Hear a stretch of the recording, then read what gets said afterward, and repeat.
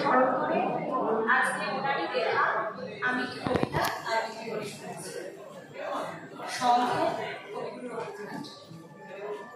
তোমার শঙ্খ ধুলায় পড়ে কেমন করে শুইব, বাতাস আলো গেল বলে এগিয়ে দৌড়ইব, লড়বিকে আয় খজাবে গা আছে যা চলবি যারা চলে রেখে শঙ্খ ধুলায় পড়ে রইল যে ওই যে অভয় শঙ্খ।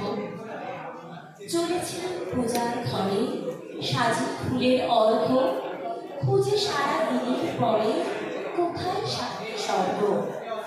এবার আমার হৃদয় কত ভেবেছিলেন হবে কত, ধুয়ে মলিন চিহ্ন যত খবরের স্কলঙ্ক। পথে দেখি ধুলায় মতো তোমার মহাশঙ্খ। আরো তুমি এই কি জানা, এই কি আমার সন্ধ্যা, গাঁথ রক্ত জবার মালা হাই রজনীগন্ধা। ভেবেছিলেন জোছাজুছি মিটিয়ে পাবো বিরাম খুঁজি, চুকিয়ে দিয়ে ঋণের পুঁজি লব তোমার অঙ্ক। হ্যাংকারি ডাকলো বুঝি নিরন্তর শঙ্খ।